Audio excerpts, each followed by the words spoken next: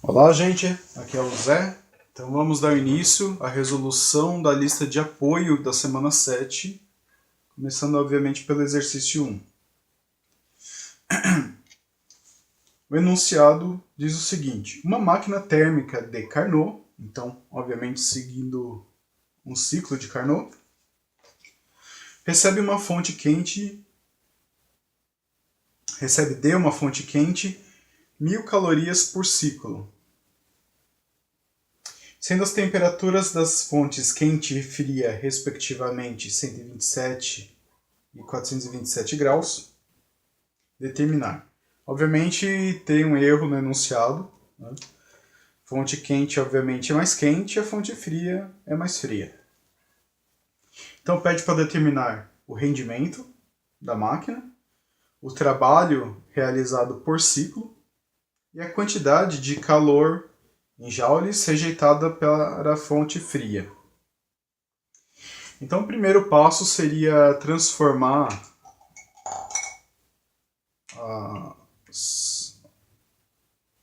as informações, né, fornecidas, os valores, os parâmetros para as unidades. Bom, ele diz que 1 caloria equivale a 4,2 joules. Então, 1.000 calorias vai equivaler a quantos joules? Faz uma regra de 3 simples. Então, x igual 1.000 vezes 4,2, que é igual a 4.200 joules.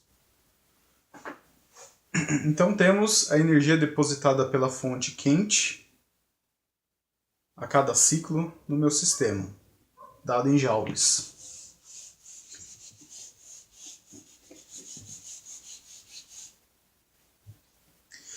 Outro passo é transformar agora as temperaturas para a temperatura absoluta. Então,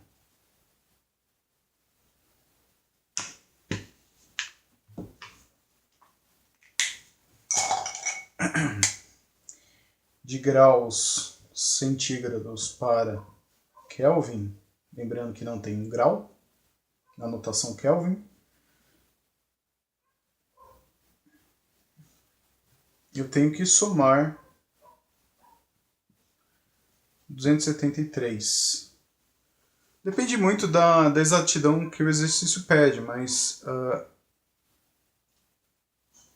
o certo seria 273,16.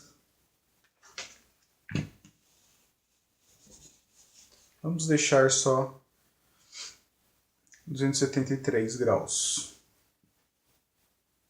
Então, somando esses dois números, eu tenho que 427 graus Celsius em Kelvin é 700 graus. 700 Kelvin. E 127 graus Celsius dará 400 Kelvin. Bom, agora que nossas unidades já estão corretas, né, de acordo com o sistema internacional,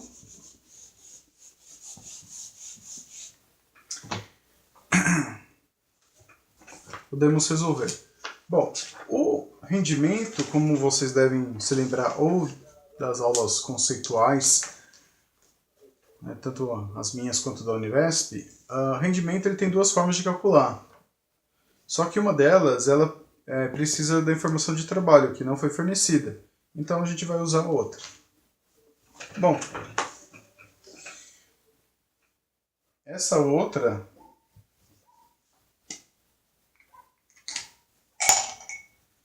se calcula da seguinte maneira: o rendimento é igual a 1 menos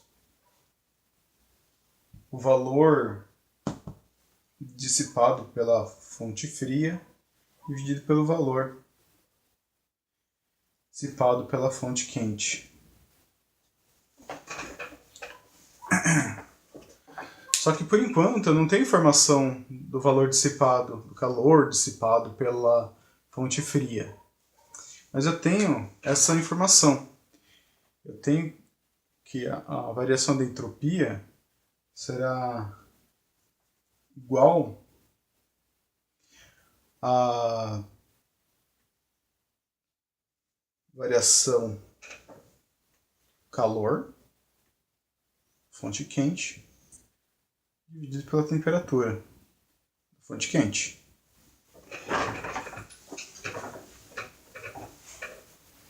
E ao mesmo tempo, isso é para a entropia no sistema quente.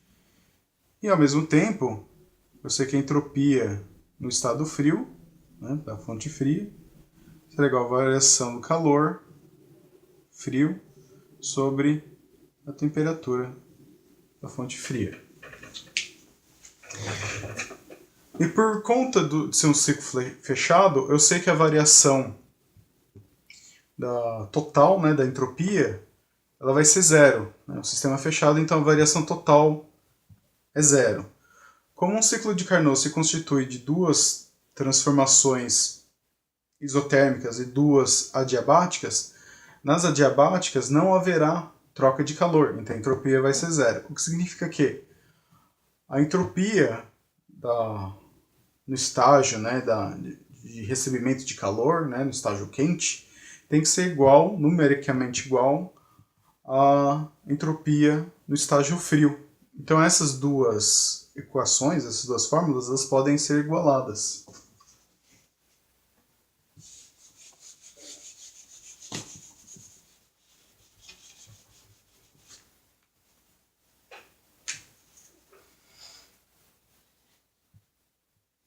Então vai ficar assim. Agora percebam que nessa fórmula do rendimento eu tenho QF sobre QQ. E aqui, se eu obviamente tirar, como ele já compreende, né, um intervalo, se eu pegar o calor fornecido pela fonte quente e dividir pela temperatura da fonte quente, essa relação, esse valor será igual se eu dividir o calor dissipado na fonte fria pela temperatura da fonte fria. Como é uma igualdade, eu posso passar os termos livremente multiplicando e dividindo. Então, para eu conseguir um termo parecido com esse, ou semelhante a esse, que é F sobre QQ é igual a TF sobre TQ. Então percebam, embora eu não tenha para calcular o rendimento nem o trabalho e nem os calores dissipados e absorvidos durante o ciclo, eu tenho as temperaturas que elas foram fornecidas. Então, ao invés de usar QF sobre QQ, eu posso usar TF sobre TQ.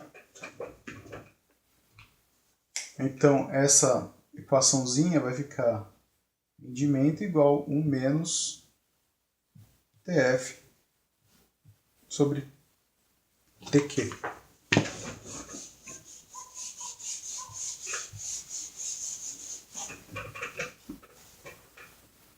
Isso será igual a 1 menos 400 sobre 700. São as minhas temperaturas, só que na escala Kelvin.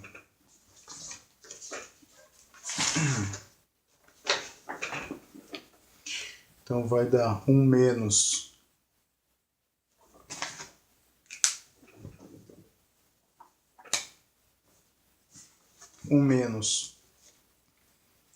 0,57.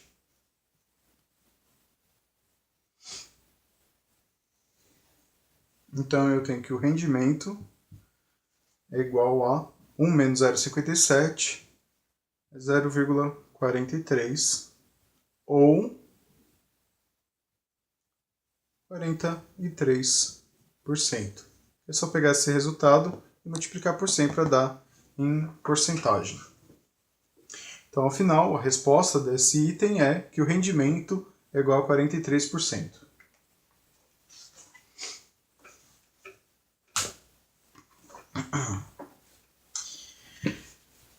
Agora vamos calcular o trabalho realizado por esse sistema. Uma fórmula que a gente poderia ter usado para calcular o rendimento, mas a gente não conseguiu por falta de informação, era que rendimento é igual ao trabalho dividido pelo calor fornecido. Ou seja, mediante o calor que eu forneci para o sistema, quanto de trabalho eu consegui realizar. Isso vai ser, obviamente, dependente do rendimento do sistema, que é característico do próprio sistema. Como agora eu tenho o valor do rendimento, tenho o valor do calor fornecido pela fonte quente, eu posso calcular o trabalho. Então, essa fórmula implica que o trabalho é igual ao rendimento vezes o calor fornecido pela fonte quente.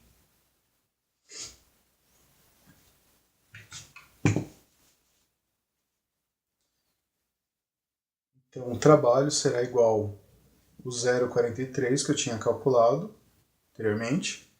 Lembra que quando a gente vai multiplicar, né, vai usar o rendimento na fórmula, a gente não pode usar em porcentagem, a não ser que eu use na sua forma completa, né? Porque 43% é 43 dividido por 100. Esse é o 43%.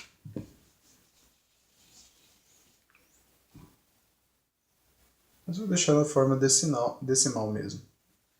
Então, 43 vezes o calor fornecido pela fonte, em joules, que é 4.200 joules. Então, o trabalho será dado por 0,43 vezes 4.200, que é igual a 1.806 joules. Bem simples esse exercício, mas precisava do rendimento correto calculado no item anterior.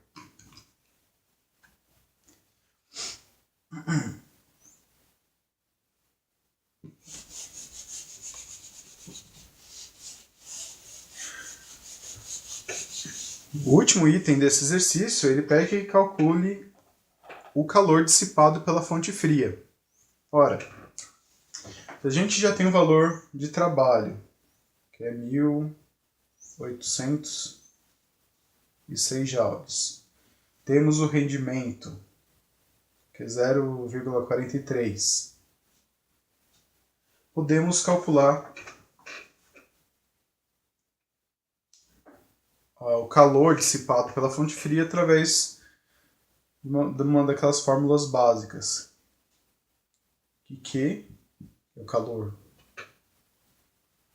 utilizado, né, pelo meu sistema, que é igual ao meu trabalho, vai ser igual ao calor fornecido pela fonte quente menos o valor dissipado na fonte fria. Então eu simplesmente coloco em evidência esse QF, né, passo para o primeiro membro. Então QF será igual ao calor fornecido pela fonte quente menos o trabalho realizado. O que faz sentido, né? De todo o calor, toda a energia térmica que foi fornecida, eu usei só uma parte, menos da metade, para executar o trabalho. Então, o calor dissipado na fonte fria vai ser o trabalho total, a energia térmica total fornecida, que é o 4.200, menos o trabalho realizado, que é 1.806 joules. Então, o QF, portanto, eu vou colocar aqui o resultado, vai dar 2.394 joules. Então, é simplesmente para calcular o calor dissipado, de maneira que no final do ciclo ele volte ao estado inicial, só pegar todo o calor fornecido pela fonte quente, ou energia térmica fornecida, menos a energia que foi usada para executar o trabalho. E dá, ao final, 2.394 joules. Como eu havia adiantado no final da aula de conceitos, os exercícios apresentados aqui na lista de apoio, eles envolvem muita aplicação de fórmula, não precisa se preocupar tanto com alguns conceitos, embora você não pode deixar de entender os ciclos termodinâmicos, tudo bem? Então, a gente se vê no próximo vídeo.